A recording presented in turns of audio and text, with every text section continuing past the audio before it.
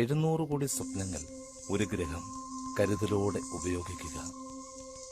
700 കോടി ജനങ്ങൾ ഒരു ഗ്രഹം കരുതലോടെ. ആര് കരുതും? എങ്ങനെ കരുതും? ഇത് 21-ാം നൂറ്റാണ്ട് സർവം സഹയായ ഭൂമി ഓർമ്മിപ്പിക്കുന്നു. എന്നെ കരുതലോടെ ഉപയോഗിക്കുക. ഇന്ന് മനുഷ്യന്റെ ഉപഭോഗവും ആവശ്യങ്ങളും പരിഗണിക്കുമ്പോൾ ഇതുപോലെ 3 ഭൂമി വേണ്ടിവരുമെന്ന് കണക്കുകൾ സൂചിപ്പിക്കുന്നു. 38,863 ചതുരശ്ര കിലോമീറ്റർ വിസ്തീർണമുള്ള ഒരു ഇന്ത്യൻ സംസ്ഥാനം. 3,50,00,000 ജനങ്ങൾ അധിവസിക്കുന്ന ഇവിടെ 80 ലക്ഷം വീടുകളുണ്ട്. അതിൽ 12 ലക്ഷത്തോളം വീടുകൾ ആൾതാമസമില്ലാതെ ഒഴിഞ്ഞുകിടക്കുമ്പോൾ 6 ലക്ഷത്തോളം കുടുംബങ്ങൾ വാസയോഗ്യമായ ഭവനങ്ങളില്ലാത്തവരാണ്.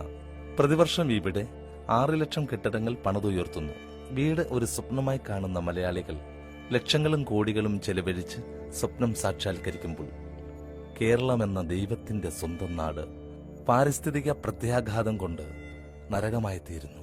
ഈ കുന്ന് വെട്ടിനിരത്തി ഏതോ നാട്ടിൽ ആരോ പടുത്ത മന്ദിരത്തിന്റെ അടിത്തറയിലേക്ക്, അല്ലെങ്കിൽ പാടങ്ങളുടെ വിരിമാറിലേക്ക് ഭൂമിയുടെ കിരീടങ്ങൾ ഇവിടെ പൊട്ടിച്ചിതറുകയാണ്.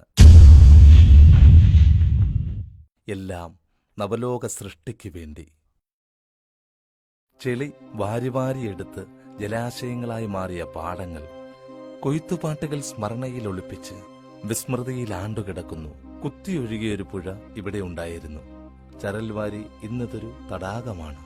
ഒരു വീട് ഭൂമിയിൽ ഉയരുമ്പോൾ മണ്ണിനും ചരലിനും പാറയ്ക്കും വേണ്ടി മനുഷ്യൻ ഭൂമി തുറക്കുന്നു, കൃഷിഭൂമി നികത്തുന്നു. അത് ആയിരങ്ങളാകുമ്പോൾ, ലക്ഷങ്ങളാകുമ്പോൾ വികൃതമാക്കുന്നത് സുന്ദരമായ ഭൂപ്രദേശത്തെ മാത്രമല്ല, ഒരു ജീവിത വ്യവസ്ഥയാണ്. 2007-2008 കാലഘട്ടത്തിൽ ഇവിടെ 27,61,094 ഹെക്ടർ കൃഷിഭൂമി ഉണ്ടായിരുന്നു. 2012-2013 ആയപ്പോൾ അത് 25,91,734 ഹെക്ടറായി കുറഞ്ഞു. ഓരോ വർഷവും മുൻ വർഷത്തെക്കാൾ 2 മുതൽ 3% വരെ കൃഷിഭൂമി ഇവിടെ അപ്രത്യക്ഷമാകുന്നു. അതിവിടെ ആരെയും സങ്കടപ്പെടുത്തുന്നില്ല. അന്യ സംസ്ഥാനങ്ങളിൽ നിന്നും അരിയും പച്ചക്കറിയും യഥേഷ്ടം ഇവിടെ എത്തുന്നു. നാം വില കൊടുത്തു വാങ്ങി ഭക്ഷിക്കുന്നു. മണൽ വാരിയും പാറ പൊട്ടിച്ചും ഭൂമിയുടെ ജലവിധാനം വർഷാവർഷം 2 ലിറ്റർ വരെ താഴ്ന്നുകൊണ്ടിരിക്കുന്നു. ആരും ഖേദിക്കുന്നില്ല. കുടിവെള്ളത്തിനു വേണ്ടി നമുക്ക് സമരം ചെയ്യാം. കുടിവെള്ള പദ്ധതികൾക്കായി ലോകരാജ്യങ്ങൾക്ക് മുൻപിൽ കൈനീട്ടി നിൽക്കാം. 3,50,00,000 ജനങ്ങളിൽ പിറന്ന മണ്ണിനെ സ്നേഹിക്കുന്നവരത്ര. ഈ പരിസ്ഥിതി സംരക്ഷിക്കുവാൻ എന്തെങ്കിലും ചെയ്യുന്നവർ എത്ര. നാശോന്മുഖമാകുന്ന പ്രകൃതിയെ സംരക്ഷിക്കണമെന്ന മുറവിളിക്ക് ചെവി കൊടുക്കുന്നവരത്ര. സ്വന്തം ചുറ്റുപാടുകൾ സ്വയം നശിപ്പിച്ച് ഇവിടെ ജീവിച്ച് കടന്നുപോകുമ്പോൾ ഓർക്കുക, പിൻതലമുറയ്ക്ക് നിങ്ങൾ എന്ത് കരുതി വെച്ചു. ഇതാ ഒരു കരുതലിന്റെ കഥ.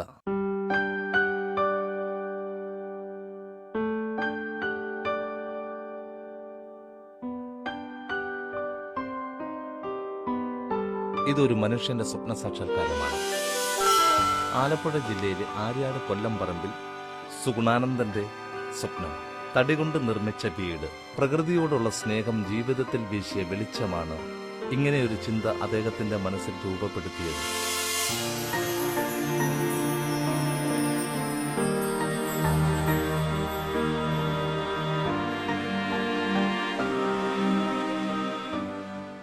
എല്ലാവരുടെയും ഏറ്റവും വലിയ സ്വപ്നമാണ് ഒരു വീട്.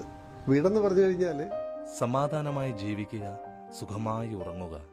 അതിലുപരി തന്റെ ഭവനം പ്രകൃതിക്ക് ഒരു ദോഷമാകരുത്. നമ്മളെ ഈശ്വരൻ സൃഷ്ടിച്ചപ്പോൾ നമുക്ക് സുഖമായിട്ട് ജീവിക്കാനുള്ള എല്ലാ സാഹചര്യങ്ങളും ഒരുക്കി തന്നിട്ടാണ്. പക്ഷെ നാം ചെയ്യുന്നത് എന്താണ്? നമുക്ക് തന്നിട്ടുള്ള ശുദ്ധവായു, ശുദ്ധജലം തുടങ്ങി എല്ലാ വസ്തുവകകളും നശിപ്പിച്ചിട്ടാണ് നമ്മൾ മുന്നോട്ട് പോകുന്നത്. 3500 സ്ക്വയർ ഫീറ്റിൽ ഒരു വീട് പണിഞ്ഞപ്പോൾ ഒരു മരം പോലും മുറിച്ചില്ല. മാത്രമല്ല, സാധാരണഗതിയിൽ ഇങ്ങനെയൊരു വീട് പണിയുമ്പോൾ ചിലവാകുന്ന പണത്തിന്റെ പകുതിയിൽ താഴെ മുടക്കിയാണ് അദ്ദേഹം തന്റെ സ്വപ്നം സഫലമാക്കിയത്. എൻ്റെ വീട് എനിക്ക് വാസയോഗ്യമായിരിക്കണം, എൻ്റെ കുട്ടികൾക്ക് വാസയോഗ്യമായിരിക്കണം. അതായിരുന്നു എൻ്റെ ഏറ്റവും വലിയ സ്വപ്നം. അതിലൊക്കെ ഉപരി പ്രകൃതിക്ക് ഒരു ദോഷവും വരാതെ, പ്രകൃതിയെ ഒട്ടും വേദനിപ്പിക്കാതെ എൻ്റെ വീടിൻ്റെ നിർമ്മാണം നടത്തണം എന്ന് ഞാൻ സ്വപ്നം കണ്ടിരുന്നു. ഇത് മറ്റൊരു വീടിന്റെ പുനർജന്മമാണ്. വാസ്തുശാസ്ത്രം പറയുന്നു, വീടുകൾക്ക് ബാല്യവും കൗമാരവും യൗവനവും വാർദ്ധക്യവും ഉണ്ടെന്ന്. അതിനുമപ്പുറം ചിരഞ്ജീവിയായി നിലനിൽക്കുവാൻ തടിയിൽ നിർമ്മിച്ച വീടുകൾക്ക് കഴിയുമെന്ന് സുഗുണാനന്ദൻ തെളിയിക്കുകയാണ്. പഴയ വീടിന്റെ ഭാഗങ്ങൾ, പഴയ തടി ഇവ കൊടുക്കാനുണ്ടെന്ന് പത്രത്തിൽ കണ്ടു കഴിഞ്ഞാൽ ഞാൻ പിന്നെ ഒന്നും നോക്കാറില്ലായിരുന്നു. എൻ്റെ മനസ്സിൽ എങ്ങനെ വിചാരിച്ചിരുന്നോ അതുപോലുള്ള, അപ്പം നമുക്കൊരു മനസ്സിലൊരു സ്വപ്നം ഉണ്ടെങ്കിൽ അത് നമുക്ക് യാഥാർത്ഥ്യത്തിൽ എത്തിക്കാൻ കഴിയും ഞാൻ ഉറച്ചു വിശ്വസിക്കുന്നുണ്ട്. കാര്യം എൻ്റെ മനസ്സിലെ എൻ്റെ സ്വപ്നം അനുസരിച്ചുള്ള ഭാഗങ്ങൾ എനിക്ക് സംഘടിപ്പിക്കാൻ പറ്റി. വാഗമൺ എന്ന സ്ഥലത്ത് ഒരു കാലത്ത് പ്രൗഢിയോടെ തലയുയർത്തി നിന്ന വീടായിരുന്നു ഇത്. ഒന്നോ അതിലധികമോ തലമുറകൾ ഈ വീട്ടിൽ ജീവിച്ചു. കാലം മാറി. കോടികൾ മുതൽ മുടക്കി വലിയ വീടുകൾ നിർമ്മിച്ച് ആർഭാടവും ആഡംബരവും പ്രകടിപ്പിക്കുന്ന ജീവിത ശൈലിയിലേക്ക് മലയാളികൾ മാറി. സംസ്കാരം ഉടച്ചു വാർത്തപ്പോൾ പഴയ ഭവനങ്ങളും അതോടൊപ്പം പൊളിച്ചു മാറ്റി. എസിയും ഫ്രിഡ്ജും കൂളറുമൊക്കെ കുടിയിരിക്കുന്ന കോൺക്രീറ്റ് കൂടാരങ്ങളിൽ മനുഷ്യനെ നവസംസ്കാരം തടവിലാക്കി. ഇതൊന്നും ആവശ്യമില്ലാത്ത പഴയ വീടുകൾ കിട്ടുന്ന വിലയ്ക്ക് പൊളിച്ചു വിൽക്കുന്നു. നമ്മളിങ്ങനെ ഒരു വീട് പൊളിച്ചു കൊണ്ടുവന്ന് റീസെറ്റ് ചെയ്യുന്നതിനെ സംബന്ധിച്ചുള്ള ഒരു റിസ്ക്, ഒരു ബുദ്ധിമുട്ടെന്ന് പറയുന്നത് അതിന് പരിജ്ഞാനമുള്ള ജോലിക്കാരെ കിട്ടുക എന്നുള്ളതാണ്. ഒരിടത്തു നിന്നും വീട് ഇളക്കി മറ്റൊരിടത്ത് പുനഃക്രമീകരിക്കുകയാണ് ഇവിടെ ചെയ്തിരിക്കുന്നത്. വീട് പൊളിക്കുന്നതിനു മുൻപ് ഭാഗങ്ങൾ നമ്പരിട്ട് അടയാളപ്പെടുത്തുകയും ചിത്രമെടുത്ത് സൂക്ഷിക്കുകയും ചെയ്യും. അതീവ ശ്രദ്ധയോടെ പൊളിച്ചെടുക്കും. പണ്ടുകാലത്ത് വാസ്തുശാസ്ത്രപ്രകാരം പണി കഴിപ്പിച്ച വീടുകൾ കേരളത്തിൽ എവിടെയും ഒരേ തോതിൽ തന്നെയാണുള്ളത്. ഒരു കോൺക്രീറ്റ് ബിൽഡിംഗ് ഉണ്ടാക്കുന്നതിന്റെ പകുതി പണം പോലും ഈ രീതിയിൽ ഉണ്ടാക്കുന്നതിനാകത്തില്ല എന്നുള്ളത് സത്യമാണ്. കാരണം ഇത് ഒരു കൺസ്ട്രക്ഷൻ നടന്ന ഒരു വീടാണ്. നമ്മളത് കൂടെ റീസെറ്റ് ചെയ്യുന്നതേ ഉള്ളൂ. നമ്മൾ അത് ഇവിടെ കൊണ്ടുവന്ന് രണ്ടാമത് ഒന്ന് സ്ഥാപിക്കുന്നുള്ളൂ. അല്ലാതെ പുതിയതായിട്ട് കുറച്ച് തടി വാങ്ങി ഈ നിർമ്മാണ രീതിയിൽ ഉണ്ടാക്കിയെടുത്തു കഴിഞ്ഞാൽ കോൺക്രീറ്റ് ബിൽഡിങ്ങിനേക്കാളും ഒത്തിരി ഇരട്ടിയാവും. ഒരു മരം പ്രകൃതിയിൽ അമൃതവർഷിണിയായി നിലനിൽക്കുന്നു. നശിക്കുമ്പോൾ അത് കാർബണായി മണ്ണിലേക്ക് തിരിച്ചു പോകുന്നു.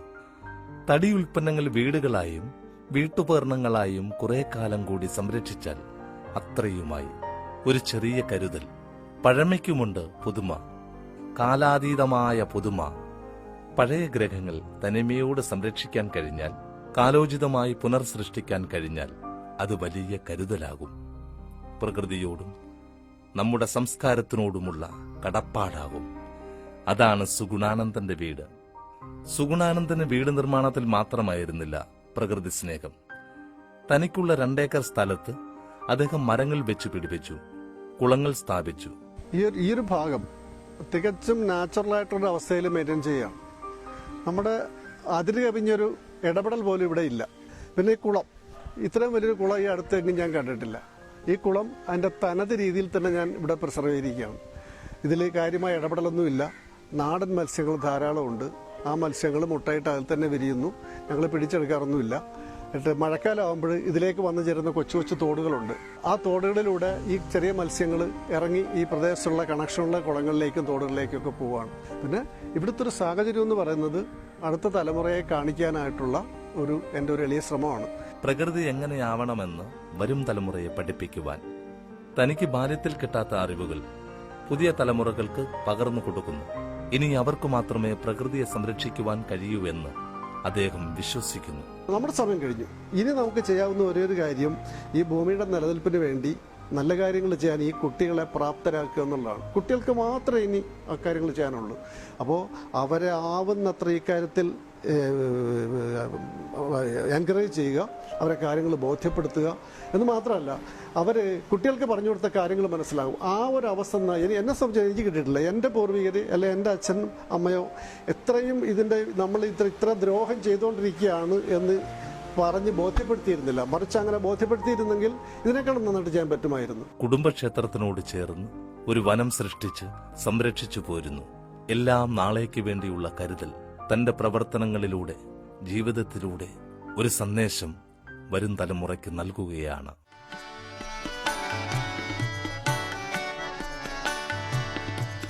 ഒരു ഞരമ്പിപ്പോഴും പച്ചയായുണ്ടെന്നൊരില തന്റെ ചില്ലയോടോതി കൊഴിയാതെ ഒരില ഇപ്പോഴും ബാക്കി എന്നൊരു ചില്ല കാറ്റിനോടോടി.